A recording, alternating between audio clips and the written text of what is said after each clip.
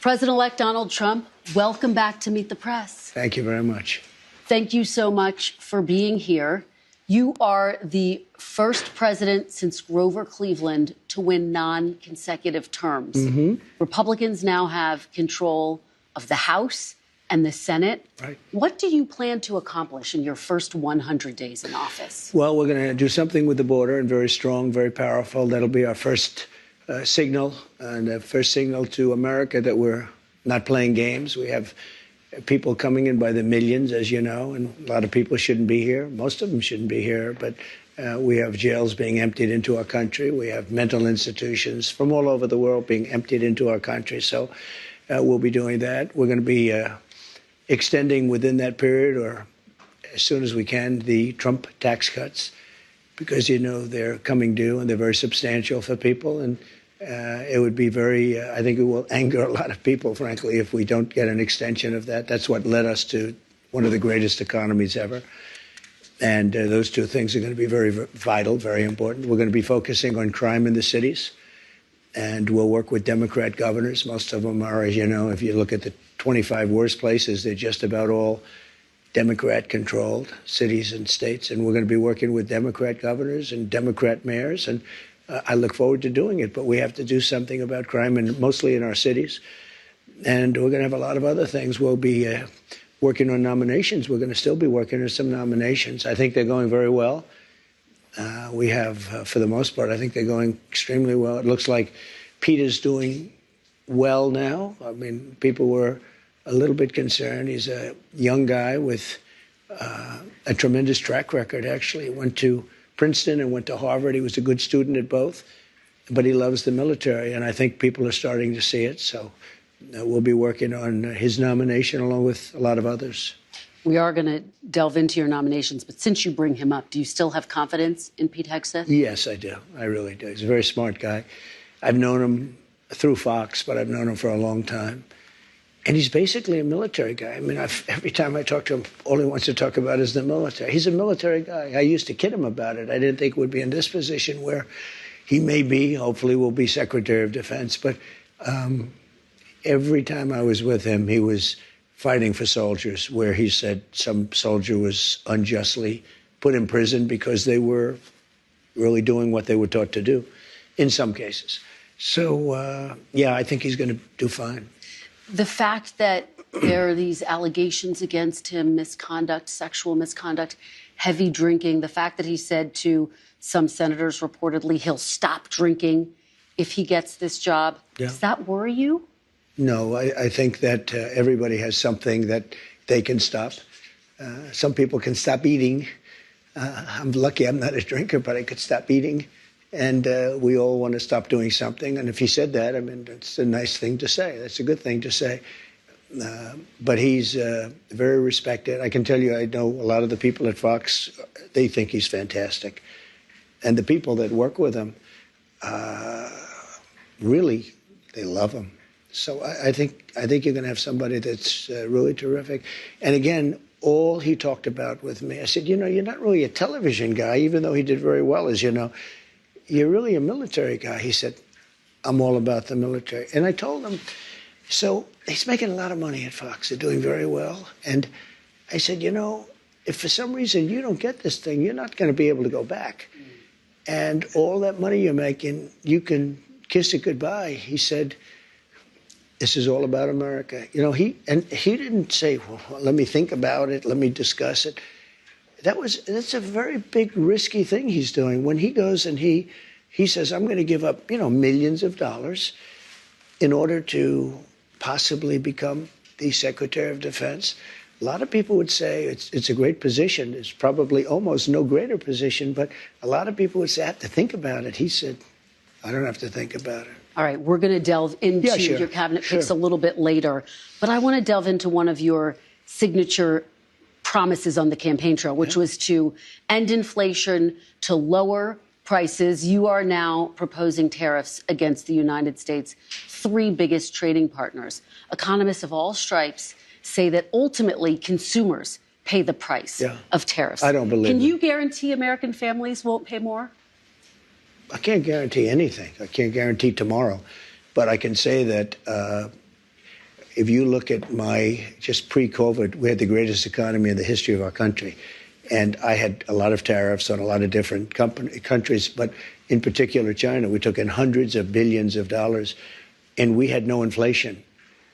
In fact, when I handed it over, they didn't have inflation for a year and a half. They went almost 2 years just based on what I had created.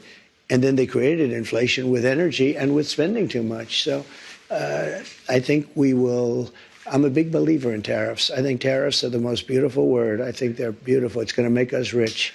We're subsidizing Canada to the tune of over $100 billion a year. We're subsidizing Mexico for almost $300 billion. We shouldn't be subsidizing. Why are we subsidizing these countries? If we're going to subsidize them, let them become a state. We're subsidizing Mexico, and we're subsidizing Canada, and we're subsidizing many countries all over the world. And all I want to do is I want to have a level, fast, but fair playing field. Sir, your previous tariffs during your first administration cost Americans some $80 billion. And now you have major companies from Walmart, Black & Decker, AutoZone saying that any tariffs are going to force them to drive up prices for their consumers. How do you make sure that these CEOs, that these companies don't, in fact, pass on the cost of tariffs to their consumers? They cost Americans nothing. They made a great economy for us. They also solve another problem. If we were going to have problems having to do with wars and having to do with other things, tariffs, I have stopped wars with tariffs by saying, you guys want to fight, it's great, but both of you are going to pay tariffs to the United States at 100%. And they have many purposes, tariffs, if properly used. I don't say you use them like a madman. I say properly used. But it didn't cost this country anything. It made this country money. And we never really got the chance to go all out because we had to fight COVID in the last part. And we did it very successfully. And when I handed it over to Biden, the stock market was higher than what it was just previous to COVID coming in. It was actually higher. Tariffs are properly used, are a very powerful tool, not only economically, but also for getting other things outside of economics. Well, again, prices did go up on some goods in your first administration, washing machines, tires. Will you punish CEOs? Let me just explain to you. No. You mentioned washing machines. So you look at Whirlpool in Ohio. I got a call from Jim Jordan, one of the greats, congressman from Ohio. And he said, they're going out of business because South Korea and China are dumping washing machines into our country. And I put a 50% tariff on the washing machines coming in from China and South Korea. And Whirlpool and the companies that made washing machines, which are based in Ohio, largely based in Ohio, went through the roof. We saved thousands of jobs, tens of thousands of jobs. They were all going out of business because they were dumping washing machines. And when I put the tariffs on, they became successful businesses. No, it didn't. Not only didn't it cost people, it made our country stronger and more powerful, and it kept jobs. But how do you make sure that consumers don't wind up paying more? Will you punish CEOs who try to pass the cost of tariffs on to their customers? Well, the market's going to take care of it. I mean, actually, the market takes care of it. And if it doesn't, we adjust it somewhat. But in the case of Whirlpool, or let's say companies that made washing machines, they were all being put out of business by the dumping from, in particular, South Korea and China. And when I put the tariffs on, very substantial tariffs, although peanuts compared to what people do to us, what countries do to us, it became a very, very powerful, successful company. Now, let's say I didn't do the tariffs. It would have gone out of business. You would have lost tens of thousands of jobs, and you don't include that in your equation. No, they make a lot of money. I'll go a step further. Tariffs are going to make our country rich. Tariffs are going to help us pay off $35 trillion in debt. Tariffs are going to make our country safe because China, as an example, doesn't want to play games with us if we're going to do tariffs on them. They don't want to play games. And we have a lot of games being played on us right now. Well, I think, and that takes me to my next question. Yeah. Are you actually going to impose these tariffs, or are they a negotiating tactic? Well, I'll give you an example. With Canada, and in particular Mexico, We have millions of people pouring into our country. You agree with that? I spoke with both. I spoke with Justin Trudeau. In fact, he flew to Mar-a-Lago within about 15 seconds after the call ended. Yeah. He was at Mar-a-Lago. We were having dinner talking about it. I said, you have to close up your borders because they're coming in the northern border, too, a lot. Not like the southern border, but they're coming in the Canadian border a lot. And drugs are pouring in. Almost as importantly, drugs are pouring in. Maybe more importantly, drugs are pouring in at levels never seen before, 10 times what we had. They're just pouring in. We can't have open borders. And I said to the president of Mexico and to Justin Trudeau, if it doesn't stop, I'm going to put tariffs on your country at about 25%. That's a very substantial tariff. And in both cases, but in the case where it was really visible, within 10 minutes after that phone call, we noticed that the people coming across the border, the southern border, having to do with Mexico, they were at a trickle, just a trickle. It was, in fact, I call the border. See, unlike my opponent, I do call the border a lot. And I said, how's the border looking today? They said, there's nobody here. They couldn't believe it. The military stopped these vast groups of people. You know, we call them caravans, but they had caravans of people, and they largely stopped them. Now, they're going to have to continue that, but if they don't continue, and the other thing I told them is no more drugs, and I told that to China, too. Been different. I'm going to be very nice because we don't have to get into an argument over 2020. But had the election been different, the result been different, and I had communication with him where they were going to give the death penalty to anybody sending drugs into the United States. This week you had that conversation. Not that conversation, but I had other conversations. Okay. But in the past, I've had that conversation. Let me ask you about another aspect of the economy, sir, the minimum wage. The federal minimum wage has been $7.25 since 2009. There are 20 states that still have the federal minimum wage at $7.25. And I actually have a map. 19 of these states actually voted for you, sir. Mm-hmm. And you can see it right here. I don't know if you remember this, but during the debate in 2020, I asked you if you would raise the minimum wage. You said you would consider it.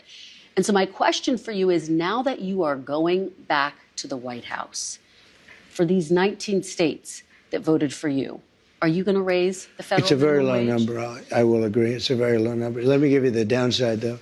Yeah. In California, they raised it up to a very high number. And your restaurants are going out of business all over the place. The population is shrinking. It's had a very negative impact. But there is a level at which you could do it, absolutely. Yeah. What is that level, do you think? I don't know. I mean, I really don't know. I can say this. You have a lot of businesses that are open and thriving because of the lower minimum wage. If you raise it too much, and you understand this, if California went crazy, they went crazy. And the restaurants are closing all over. Many more people are hurt. So I hear you saying, similarly to sort of what you said in 2020, will you consider it? Is this something you're going to look at? I'd want to speak to the governors. And the other thing that's very complicated about minimum wages is places are so different. Mississippi and Alabama and great places are very different than New York or California. I mean, in terms of the cost of living and other things. So it would be nice to have just a minimum wage for the whole country, but it wouldn't work because you have places where it's very inexpensive to live, where a minimum wage, which is $8 or $9, might have very little effect because the cost of living in certain places is really low. Before we move on to immigration, which I do want to talk about, the chairman of the Federal Reserve, Jerome Powell, said he will not leave his post even if you ask him to. Will you try to replace Jerome Powell? No, I don't think so. I don't see it. But I think if I told him to, he would. But if I asked him to, he probably wouldn't. But if I told him to, he would. You don't have plans to do that right now? No, I don't.